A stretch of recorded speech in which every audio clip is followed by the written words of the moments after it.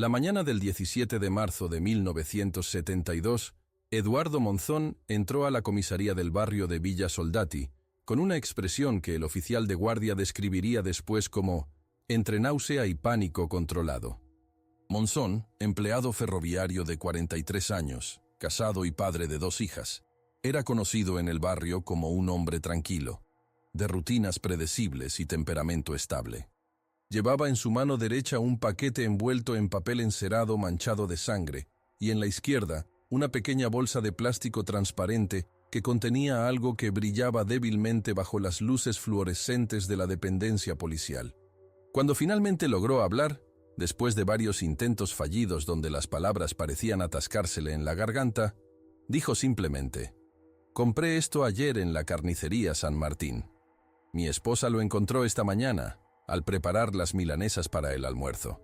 El paquete encerado contenía medio kilo de carne molida que Monzón había comprado el día anterior, como hacía cada miércoles desde hacía casi 4 años, en el local de don Baltazar Echeverría. La carne emanaba un olor característico, ligeramente dulzón, ese aroma peculiar que los clientes habituales de la carnicería San Martín habían aprendido a reconocer y a asociar con la calidad superior del producto. Pero ahora, en el ambiente aséptico de la comisaría, mezclado con el olor a desinfectante y tabaco rancio, ese aroma adquiría una cualidad diferente, algo que hacía que el estómago se contrajera involuntariamente. Eduardo Monzón explicó que compraba en la carnicería San Martín desde 1968, atraído inicialmente por los precios más bajos que el promedio del barrio y después por ese sabor especial que su esposa había notado inmediatamente. «Es más tierna», había dicho ella, «y tiene un gusto diferente, como más dulce. No sé explicarlo bien». Durante 4 años la familia Monzón había consumido aproximadamente 2 kilos de carne semanales, provenientes del establecimiento de don Baltazar. Sus 2 hijas, de 13 y 15 años respectivamente, preferían las milanesas de la carnicería San Martín sobre cualquier otra. Eduardo recordaba perfectamente la mañana del descubrimiento. Su esposa, Carmen, había estado cortando la carne con el cuchillo grande de cocina cuando sintió que la hoja chocaba contra algo duro. Al principio pensó que era un fragmento de hueso, algo común en la carne molida de menor calidad. Pero cuando extrajo el objeto y lo lavó bajo el grifo, el color blanco amarillento y la forma inconfundible la hicieron gritar. La doctora Mónica Iriarte tenía 38 años cuando recibió la llamada de la comisaría aquella misma tarde. Llevaba 11 años trabajando como inspectora sanitaria municipal, un cargo que había alcanzado después de graduarse con honores de la Facultad de Medicina de la Universidad de Buenos Aires en 1959. Su especialidad era higiene y salud pública, y su reputación en el departamento era la de una profesional meticulosa hasta el punto del perfeccionismo. Alguien que revisaba cada documento 3 veces y que jamás firmaba un certificado de habilitación sin haber inspeccionado personalmente cada centímetro del establecimiento en cuestión. Era menuda, de cabello castaño, recogido siempre en un moño severo, y usaba anteojos de pasta gruesa que le daban un aire permanentemente serio. Colegas y subordinados la respetaban, aunque pocos la consideraban amigable. Su vida personal era austera. Vivía sola en un departamento de 2 ambientes en Caballito. Nunca se había casado y dedicaba sus fines de semana a leer revistas médicas internacionales y a mantener actualizado su conocimiento sobre normativas sanitarias. La llamada del comisario Julio Peralta la encontró en su oficina del 3er piso del edificio municipal, revisando los reportes mensuales de inspección de los mercados del sur de la ciudad. Peralta, un hombre de 52 años con 30 de carrera policial, tenía una voz grave y cansada que transmitía experiencia y cierto hastío acumulado. Le explicó la situación sin rodeos. Un ciudadano había encontrado lo que parecía ser un diente humano en carne comprada en un establecimiento comercial del barrio. Necesitaban una inspección sanitaria inmediata, y preferiblemente que fuera ella quien la realizara, dada su reputación de rigurosidad. Mónica Iriarte tomó notas en su libreta de tapa dura negra, preguntando por cada detalle: nombre del establecimiento, dirección exacta, tipo de producto involucrado, antigüedad del local, historial de inspecciones previas. La última inspección rutinaria había sido realizada 8 meses antes, en julio de 1971, por el inspector Ramírez, ya jubilado. El informe era breve pero satisfactorio. Instalaciones en buen estado, documentación de proveedores en orden, cumplimiento de normativas de refrigeración y manipulación de alimentos. Nada que llamara la atención. El establecimiento tenía habilitación comercial desde 1954, cuando Baltasar Echeverría lo había inaugurado después de trabajar 15 años como empleado en el mercado de Liniers. Durante casi 2 décadas, el local había operado sin incidentes reportados, sin quejas de clientes, sin irregularidades detectadas. Mónica llegó a la carnicería San Martín a las 9 de la mañana del día siguiente, acompañada por 2 funcionarios del departamento de bromatología y el oficial Suárez de la comisaría local. El establecimiento ocupaba la planta baja de un edificio de 2 pisos de construcción antigua, con fachada de ladrillos a la vista, que el tiempo había oscurecido hasta un tono rojizo apagado. Un toldo verde descolorido protegía la vidriera, donde colgaban ganchos vacíos que durante el día exhibirían los cortes del día. El nombre del local estaba pintado en letras blancas sobre fondo azul oscuro en el vidrio. Carnicería San Martín, desde 1954. Calidad y tradición. Un pequeño cartel manuscrito en la puerta anunciaba el horario. De 8 de la mañana a 12:30 y de 4 de la tarde a 8 de la noche, de lunes a sábado. Los domingos, cerrado. Era un hombre alto, de espaldas anchas, que alguna vez debieron ser musculosas, pero que ahora mostraban esa flacidez característica de los 62 años, la edad que declaraba tener. Su cabello, completamente blanco, estaba peinado hacia atrás con gomina, y llevaba el delantal blanco inmaculadamente limpio, casi brillante, bajo la luz matinal que entraba por la vidriera. Sus manos eran grandes, con dedos gruesos y uñas cortas, las manos de alguien que había pasado décadas manejando cuchillos y cortando carne. Cuando habló, su voz era profunda, con ese acento porteño del sur de la ciudad, levemente teñido de gallego que delataba orígenes inmigrantes. El comisario Peralta me llamó anoche. Una situación muy desafortunada de verdad. En 38 años trabajando con carne, nunca, jamás, tuve una queja así. El olor era el característico de cualquier carnicería. Carne fresca, ligero toque metálico de la sangre, el frío que emanaba de la cámara refrigeradora que se veía al fondo, detrás de una cortina plástica de tiras transparentes. Pero había algo más en el aire, un matiz que Mónica no pudo identificar inmediatamente, algo vagamente dulzón que no encajaba del todo con el ambiente. La inspección inicial de la zona de venta no reveló nada irregular. Los mostradores estaban limpios, la temperatura de refrigeración era correcta, los cuchillos y herramientas de corte estaban ordenados y evidentemente desinfectados. Don Baltasar colaboraba con cada solicitud, mostrando documentos, explicando procedimientos, respondiendo preguntas con la paciencia de alguien que no tiene nada que ocultar. Mónica revisó los registros de compra a proveedores mayoristas. Frigorífico La Pampa, en Mataderos, era el principal proveedor, con entregas quincenales documentadas con facturas y remitos en orden. Las cantidades parecían razonables para un comercio de ese tamaño. Según los registros de compra de los últimos 6 meses, don Baltasar había adquirido aproximadamente 2.800 kilos de carne de diversos cortes. Un cálculo mental rápido, basado en su experiencia inspeccionando decenas de carnicerías, le indicó que un establecimiento de ese tamaño, en ese barrio, con esa clientela, debería vender entre 4.500 y 5.000 kilos en el mismo periodo. Le pidió a don Baltasar los registros de ventas diarias, las libretas donde anotaba cada transacción para su contabilidad personal. Don Baltasar vaciló por primera vez. Fue apenas un segundo, una pausa casi imperceptible donde sus ojos se desviaron levemente hacia la izquierda antes de responder. «Los registros están arriba, en mi oficina. Los bajo en un momento». Subió por una escalera lateral que conducía al piso superior, donde vivía con lo que quedaba de su familia. El silencio en la carnicería durante esos 3 minutos que tardó en regresar fue denso, pesado. El oficial Suárez carraspeó incómodo. Uno de los técnicos de bromatología revisaba distraídamente los cuchillos colgados en la pared, pasando el dedo por el filo de uno de ellos, comprobando el afilado perfecto. Cuando don Baltazar regresó, traía 2 cuadernos de contabilidad de tapa dura, de esos que se compran en las librerías del barrio.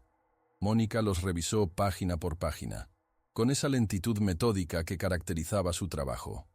Las cifras estaban anotadas con caligrafía prolija, cada venta registrada con fecha, peso y precio. Sumó mentalmente, después comprobó con la calculadora. Los números no cuadraban. Según los registros de ventas, don Baltasar había vendido aproximadamente 4.200 kilos de carne en los últimos 6 meses, pero había comprado documentadamente solo 2.800 kilos.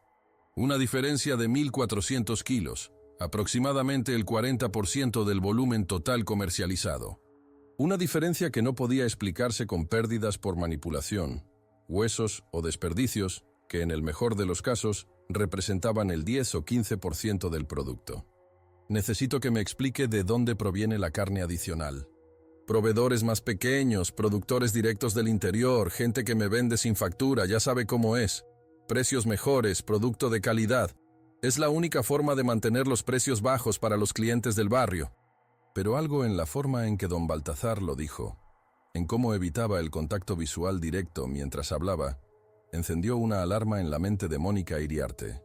Ella había inspeccionado suficientes establecimientos, había escuchado suficientes excusas y explicaciones a lo largo de 11 años como para desarrollar un instinto, una capacidad de detectar cuando alguien no estaba diciendo la verdad completa, la que tiene en el patio posterior.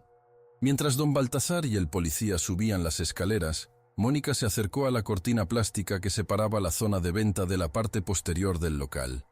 Desde allí, a través de una ventana pequeña con barrotes, podía ver el patio interior. Un espacio rectangular de unos 30 metros cuadrados, con piso de cemento agrietado, paredes de ladrillos descascarados, y al fondo, pegada contra la medianera, una estructura metálica rectangular que claramente era una cámara frigorífica. Tenía aproximadamente 3 metros de ancho por 4 de profundo, con una puerta de acero pesada cerrada con un candado grande, de esos que se usan en depósitos industriales. No había ventanas. La pintura blanca del exterior estaba oxidada y descascarada en varios puntos. Lo que encontraron cuando finalmente abrieron esa puerta, 15 minutos después, cuando don Baltasar insistió en que no podía localizar la llave y Mónica Iriarte amenazó con llamar a más efectivos policiales y solicitar una orden judicial de allanamiento, cambiaría la forma en que ella vería el mundo para siempre. El oficial Suárez usó una palanca de hierro que encontró en el patio, forzando el candado con 3 golpes secos que resonaron en el espacio cerrado. El metal cedió con un chasquido agudo, y la puerta de acero se abrió lentamente, liberando primero una bocanada de aire helado que traía consigo ese olor dulzón que Mónica había detectado antes en el local, pero ahora multiplicado por 100, condensado, nauseabundo en su intensidad. El técnico de bromatología más joven, un muchacho de 25 años recién incorporado al departamento, vomitó inmediatamente, doblándose sobre sí mismo mientras su estómago se contraía con espasmos violentos. La cámara frigorífica estaba iluminada por 2 tubos fluorescentes que parpadeaban irregularmente, creando un efecto estroboscópico que hacía que todo lo que había dentro pareciera moverse. Las paredes interiores estaban cubiertas con láminas de acero inoxidable, manchadas de óxido marrón rojizo en las esquinas. El piso, también metálico, tenía canaletas de drenaje obstruidas con algo oscuro y coagulado. Y colgando de ganchos industriales, del tipo que se usa en frigoríficos para suspender reses completas, había cuerpos. O más precisamente, lo que alguna vez habían sido cuerpos humanos. La piel había sido parcialmente removida en algunos casos, dejando expuesta la musculatura que en el frío de la cámara había adquirido una consistencia firme, casi cerosa. En una mesa de acero inoxidable al fondo de la cámara, sobre una superficie cubierta con papel encerado manchado de sangre oscura, había extremidades seccionadas. Brazos, piernas, manos, pies, organizados con una pulcritud que resultaba más perturbadora que el desorden. Junto a la mesa, una colección de herramientas, sierras de carnicero, cuchillos de diferentes tamaños, un hacha de doble filo, pinzas, ganchos de metal, todo dispuesto en orden perfecto sobre un paño blanco como instrumentos quirúrgicos antes de una operación. Pero lo que hizo que Mónica Iriarte sintiera que el mundo se inclinaba bajo sus pies, lo que la obligó a aferrarse al marco de la puerta metálica para no caer, fue el cuaderno. Estaba colocado sobre un estante metálico junto a la entrada, protegido dentro de una bolsa plástica transparente, como si don Baltasar quisiera preservarlo de la humedad y las manchas. Era un cuaderno escolar de tapa dura azul, de los que usan los niños en la primaria, con espiral metálica en el lomo. Mónica lo tomó con manos temblorosas, sacándolo de la bolsa plástica con cuidado extremo, usando un pañuelo para no contaminar posibles huellas dactilares. La primera página tenía un título escrito con letra prolija, casi caligráfica. Registro de cortes especiales, desde agosto de 1967. Y debajo, página tras página, columnas meticulosamente organizadas.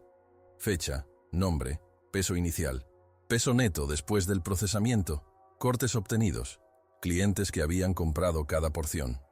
Rodrigo Echeverría, 26 años, procesado el 15 de agosto de 1967, peso inicial 82 kilos, peso neto utilizable 53 kilos. María y Julián Echeverría, gemelos de 16 años, procesados el 3 de marzo de 1969. Carmen Echeverría, 32 años, procesada el 22 de octubre de 1970. Tomás Echeverría, 28 años, procesado el 8 de junio de 1971. Y más nombres, apellidos que no eran Echeverría, personas que Mónica no conocía pero que evidentemente habían pasado por aquella cámara, habían colgado de aquellos ganchos, habían sido seccionadas sobre aquella mesa metálica. Don Baltasar Echeverría fue arrestado en el acto, esposado por el oficial Suárez mientras permanecía completamente inmóvil, sin resistencia, sin intentar huir, con una expresión de alivio extraño en el rostro, como si finalmente lo hubieran liberado de un peso insoportable. No dijo una palabra durante el arresto. No pidió un abogado. Simplemente bajó la cabeza y dejó que lo condujeran hasta el patrullero que llegó 15 minutos después, cuando el oficial Suárez había logrado comunicarse por radio con la comisaría. Peralta, que había visto de todo en 30 años de servicio policial, que había trabajado en casos de violaciones, asesinatos pasionales, ajustes de cuentas del crimen organizado, confesaría años después que el caso de la carnicería San Martín fue el único que lo hizo considerar seriamente el retiro anticipado, el único que le provocó pesadillas recurrentes durante más de una década. Los restos encontrados en la cámara frigorífica fueron identificados mediante análisis dental y, cuando fue posible, mediante huellas dactilares. 6 de las víctimas eran miembros de la familia Echeverría. Rodrigo, el hijo mayor que supuestamente había emigrado a España en 1967. Los gemelos, María y Julián, que según don Baltasar habían ido a trabajar a Chile. Carmen, la nuera que había regresado con su familia a Rosario. Tomás, el hijo menor que había conseguido un empleo en una estancia en la provincia de Buenos Aires. Y Diego, un nieto de 14 años que estudiaba en un internado en Córdoba. La séptima víctima fue identificada como Marcela Sosa, de 29 años, empleada doméstica que trabajaba en casas del barrio y que había sido reportada como desaparecida en enero de 1970. La octava víctima, Luis Moretti, de 35 años, obrero de la construcción sin familia conocida, desaparecido en abril de 1971. La novena, Estela Ramírez, de 42 años, viuda, sin parientes cercanos, desaparecida en septiembre de 1971. El análisis del cuaderno reveló que durante 5 años, don Baltasar Echeverría había asesinado a 9 personas, las había procesado en su cámara frigorífica trasera y había vendido su carne mezclada con carne vacuna legítima a los clientes de su establecimiento. Según los registros meticulosos del cuaderno, Aproximadamente 1.400 kilos de carne humana habían sido comercializados en ese período, distribuidos entre 120 familias del barrio que compraban regularmente en la carnicería San Martín. Algunos clientes habían desarrollado una preferencia marcada por los cortes especiales de don Baltazar, carne que él vendía a un precio ligeramente superior, justificándolo con su calidad excepcional y su sabor único. Nacido en 1910 en una aldea de Galicia, había emigrado a Argentina en 1932, en plena depresión económica europea. Trabajó 15 años en el mercado de Liniers, aprendiendo el oficio de carnicero, hasta que en 1954, con los ahorros acumulados durante 2 décadas, abrió su propio establecimiento en Villa Soldati. Se había casado en 1938 con Dolores Ramírez, argentina hija de españoles, con quien tuvo 3 hijos, Rodrigo, Tomás y Elena. Su esposa murió en 1963 de cáncer de estómago, tras 2 años de agonía. Vecinos recordaban que don Baltazar quedó devastado por la muerte, que se volvió más callado, más retraído, obsesionado con el trabajo. El doctor Arturo Menéndez, psiquiatra forense designado por el tribunal para evaluar a Echeverría, pasó 22 sesiones con el acusado entre abril y junio de 1972. En su informe de 143 páginas, Menéndez describía a un hombre con un trastorno delirante complejo, centrado en ideas de perpetuación familiar y justicia retributiva. Don Baltazar, según el informe, había desarrollado la creencia de que sus familiares no merecían continuar viviendo si no contribuían adecuadamente al negocio familiar, que era para él la única cosa que daba sentido a la existencia. Pero al mismo tiempo, no podía soportar la idea de que se desperdiciaran, que dejaran de ser útiles. La solución, en su lógica distorsionada, era honrarlos, convirtiéndolos en sustento para la comunidad, permitiendo que su esencia nutriera a las familias del barrio, perpetuando así su presencia de una forma que él consideraba trascendente. Durante los interrogatorios, don Baltazar habló con una calma perturbadora, explicando su proceso de pensamiento con la lógica de alguien que describe un procedimiento perfectamente racional. Rodrigo, su hijo mayor, había comenzado a beber en exceso después de la muerte de la madre, dejó de trabajar en la carnicería, se volvió violento. «Ya no era mi hijo», dijo don Baltazar. «Era un desperdicio, un parásito. Le di la oportunidad de redimirse, de ser útil de nuevo». Los gemelos adolescentes habían expresado el deseo de abandonar el negocio familiar, de estudiar en la universidad, de seguir sus propios caminos. Ingratos, los llamó, sin respeto por el sacrificio de generaciones. Carmen, su nuera, se había enamorado de otro hombre. Quería divorciarse de Tomás. Una traidora a la familia. Y así con cada víctima, una justificación elaborada, una racionalización de lo irracional. Hablaba con orgullo del proceso técnico, de cómo había perfeccionado sus métodos de procesamiento a lo largo de los años, de cómo había aprendido qué cortes eran más tiernos, qué partes del cuerpo humano tenían mejor textura para ser comercializadas. Describía con detalle casi amoroso cómo marinaba la carne para disfrazar cualquier diferencia de sabor, cómo la mezclaba con carne vacuna en proporciones cuidadosamente calculadas, cómo había desarrollado recetas específicas para diferentes productos. Los clientes adoraban su carne, regresaban semana tras semana, recomendaban su establecimiento a amigos y familiares. Para él, eso era la validación suprema, la prueba de que lo que hacía era correcto, que estaba proporcionando un servicio valioso a la comunidad. Eduardo Monzón, el hombre que había encontrado el diente en la carne molida, desarrolló una incapacidad completa para consumir carne de cualquier tipo. Perdió 18 kilos en 6 meses. Tuvo que ser hospitalizado por desnutrición. Su esposa, Carmen, intentó suicidarse 2 veces. Sus hijas adolescentes fueron enviadas a vivir con familiares en Mendoza, lejos de Buenos Aires, lejos de los recuerdos.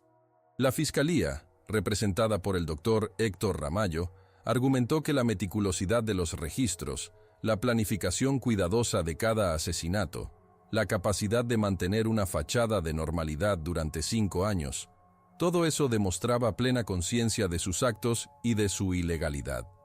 Un hombre que oculta cuidadosamente sus crímenes, dijo Ramallo en su alegato final. Es un hombre que sabe que está cometiendo crímenes. La sentencia, cadena perpetua, sin posibilidad de libertad condicional, en una institución psiquiátrica de máxima seguridad. Don Baltasar Echeverría, al escuchar la sentencia, no mostró emoción alguna. Simplemente asintió una vez, como si hubiera esperado exactamente eso.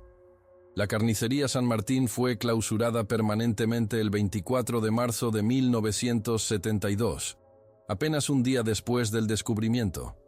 El edificio fue vendido por el Estado a un precio simbólico en 1973, con la condición de que fuera demolido por completo. En su lugar se construyó una plaza pequeña, con algunos árboles y bancos de cemento que los vecinos evitaban usar durante años. Los comercios circundantes sufrieron una caída dramática en sus ventas durante meses, simplemente por estar ubicados en la misma cuadra donde había operado el establecimiento de don Baltasar. Elena Echeverría, la única hija sobreviviente, que trabajaba como maestra en una escuela de San Telmo y que no había estado involucrada en el negocio familiar desde su matrimonio en 1960, cambió su apellido legalmente a Domínguez, el apellido de su marido, y se mudó a Uruguay con sus 3 hijos. Nunca más visitó a su padre en la institución psiquiátrica. Nunca respondió a las cartas que él le escribió durante los primeros años de su reclusión. Según los registros médicos, había pasado 22 años en confinamiento solitario, clasificado como de peligrosidad extrema después de que en 1975 intentara atacar a otro interno con un tenedor durante el almuerzo comunal, intentando procesarlo adecuadamente, según sus propias palabras. Durante las últimas 2 décadas de su vida, se negó a comer carne de cualquier tipo, subsistiendo exclusivamente con vegetales, pan y lácteos. Los psiquiatras que lo atendieron interpretaron esto como una manifestación tardía de conciencia o remordimiento, pero don Baltasar, en sus últimas entrevistas antes de su muerte, explicó simplemente que ya no confiaba en la calidad del producto disponible en la institución. Mónica Iriarte continuó trabajando como inspectora sanitaria municipal hasta su jubilación en 1997, pero nunca más realizó personalmente inspecciones a carnicerías, delegando esa tarea a sus subordinados. Se especializó en inspección de restaurantes y establecimientos de comida preparada. En 1999, publicó un artículo en la Revista Argentina de Salud Pública titulado Protocolos de inspección en establecimientos cárnicos. Lecciones del caso Echeverría, que se convirtió en lectura obligatoria en los programas de capacitación de inspectores sanitarios de todo el país. Murió en 2008, a los 74 años, de causas naturales, rodeada de sus sobrinos, sin haber tenido hijos propios. Se mudó a una casa en las afueras de Luján, en la provincia de Buenos Aires, donde vivió dedicado a la carpintería hasta su muerte en 2003. Los árboles crecieron. Los bancos se renovaron. Las nuevas generaciones juegan allí sin conocer la historia del lugar. Pero los vecinos que vivían en Villa Soldati durante aquellos años, los pocos que aún permanecen en el barrio, evitan pasar por la plaza al atardecer. Dicen que a veces, cuando el viento sopla desde cierta dirección, todavía pueden percibir un olor tenue, dulzón, que se adhiere a la garganta y que ningún barrido municipal, ninguna renovación urbanística, ha logrado eliminar completamente. Y cuando los nietos les preguntan por qué no les gusta ese parque, por qué prefieren caminar una cuadra extra para evitarlo, simplemente dicen que hay lugares en la ciudad que conservan memoria en sus piedras, en su tierra, en el aire mismo que los rodea. Lugares donde el horror fue tan profundo que dejó una marca permanente, invisible pero innegable, una advertencia silenciosa, que solo pueden percibir quienes tienen la edad suficiente para recordar cuando el mal usaba delantal blanco y pesaba carne con sonrisa amable detrás de un mostrador de mármol.